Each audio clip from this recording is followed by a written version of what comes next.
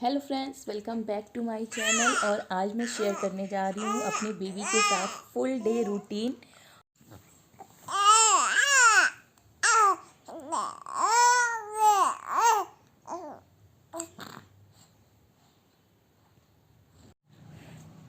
और अभी 7:30 ओ क्लॉक हुआ है मॉर्निंग में। और इसका डेली का रूटीन है कि ये 8 बजे तक उठ जाती है और यही 7 साढ़े 7 से ये अपनी आंखें खोलना बोलना शुरू कर देती है। और अभी आपने देखा ही कि ये कितना कितना ये बोल रही है, बात कर रही है अपने पापा के साथ। आज इसके पापा घर पे हैं, बट यूजुअली मैं ही होती हूँ इस टाइम तक इसके साथ। तो ये ऐसे ही आँख खोलती है, हंसती है, बोलती है। और ये 3 मंथ के ऊपर चल रही है। तो 3 मंथ में बच्चा क्या क्या एक्टिविटीज़ करता है ये भी मैं आपके साथ शेयर करूँगी।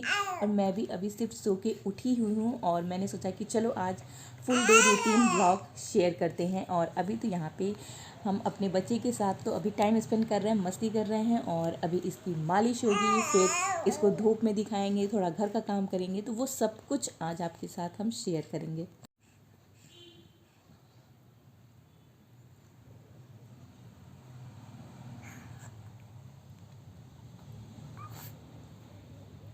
यहाँ पे आप देख सकते हैं कि कैसे यहाँ पे मस्ती हो रही है सुबह सुबह। और अभी बजे हैं 7:30 ही। और यहाँ पे अब हो रही है इसकी मालिश की तैयारी, जो कि अभी मैं ही करूँगी। वैसे ही इनकी दादी रहती हैं तो वो करती हैं, बट आज मैं ही कर रही हूँ। मालिश कर रहे हैं, थोड़ा देर उसके साथ खेलते हैं। और मालिश में ये मैं पैर पे ये जो है डबल लाल तेल लगा रही हूँ। वैसे पैर पे ही नहीं, मैं जिस तेल से करती हूँ उसी में थोड़ा सा मिला देती हूँ। और बाकी तो पैर पे स्पेशली इसी से अब हम लोग कर रहे हैं, क्योंकि अब ये 3 मंथ के ऊपर की हो चुकी है। तो इसीलिए पैर पे इसी तेल की मालिश करते हैं। और अब इसकी मालिश होगी, फिर ये दूध पिएगी और फिर ये कुछ देर के लिए लगभग 1 आवर या हाफ आवर ये अपनी नैप लेती है, यानी कि थोड़ी देर के लिए ये सोती है। और ये हो गई है अब बहुत बदमाश। ये अब खेलना चाहती है, बात करना चाहती है और इधर उधर की चीज़ों पे इसका ज़्यादा ध्यान रहता है। और ये पैर की मालिश बहुत ही शांति से करवा लेती है। पेट और अपने चेहरे की मालिश ये नहीं करवाती है उतने अच्छे से, जितना अच्छे से ये अपने पैर की मालिश करवा लेती है। तो अब मैं इसकी मालिश करके और फिर इसे फीड करा के तब आप लोग से मिलती हूँ कि आगे की इसकी रूटीन क्या रहती है।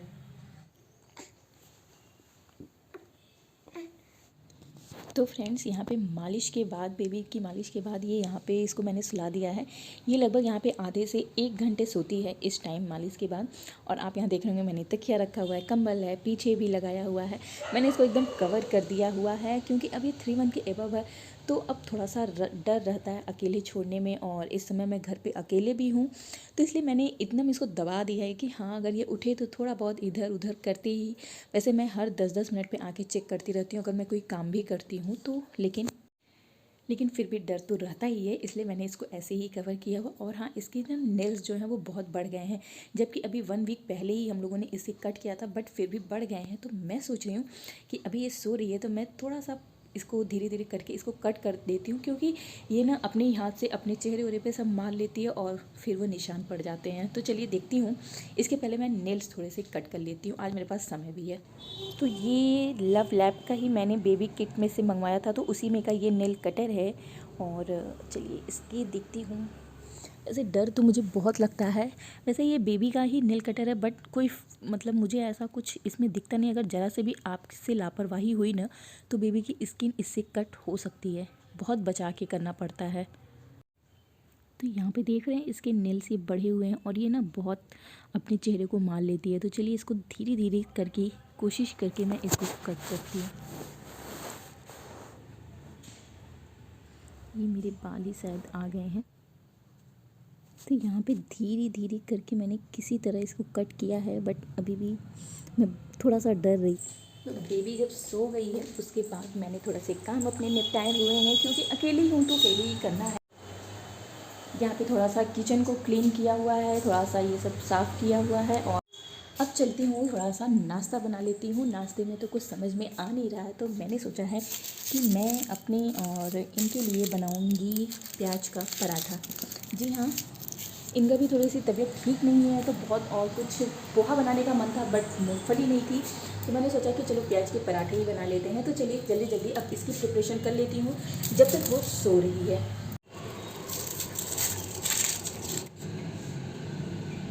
तो प्याज के पराठे बनाने के लिए सबसे पहले, वैसे प्याज का पराठा तो बहुत ही इजी है, आप सभी को आता होगा, बट फिर भी मैं, ये चॉपर है मेरे पास, ये किसका, ये फ्लिपकार्ट ब्रांड का ही चॉपर है। और तो इसी में डाल के मैं ये जो प्याज है इसको चॉप कर लूँगी। इससे थोड़ा सा इजी पड़ता है, टाइम थोड़ा सा बच जाता है इसमें करने से, वरना आप हाथ से भी बहुत बारीक प्याज को कट कर सकते हैं। तो यहाँ पे प्याज के पराठे के लिए मैंने ले लिया है आटा, और यहाँ पे मैंने काट के रखा हुआ है धनिया और मिर्चा, तो मैं इसको भी इसमें डाल दूँगी। आप चाहिए तो धनिया पत्ती डालिए या फिर मत डालिए। और ये जो प्याज चॉप करके रखा है ये पूरा डाल दूँगी। फटाफट काम करना है क्योंकि कभी भी वो उठ सकती है, तो मुझे अपना काम बीच में ही छोड़ना पड़ेगा, क्योंकि उठने के बाद सीधे थोड़ी देर तो खेलती है बट उसके बाद रोना शुरू कर देती है। और सारे बच्चे ही ऐसे होते हैं, उठने के बाद वो थोड़े से चिड़चिड़े हो जाते हैं। थोड़ा सा बेसन भी डालूंगी, थोड़ा सा, कोई भी पराठा बनाइए ना उसमें थोड़ा सा बेसन डाल दीजिए तो। और फिर मैं यहाँ पे थोड़े से मसाले, जैसे कि थोड़ा सा हल्दी, थोड़ा सा धनिया डालूंगी, बाकी और कोई ख़ास मसाले नहीं डालूंगी। और ये है मेरे पास यहाँ पे अजवाइन, तो मैं यहाँ पे डाल दे रही हूँ अजवाइन भी। प्याज के पराठे में मुझे अजवाइन पर्सनली अच्छा लगता है। और बस उसके बाद इसमें डाल दूँगी सिंपल सा नमक। बस इसको फिर हम लोग गूँथ लेंगे और मैं इसी में पानी लेंगे।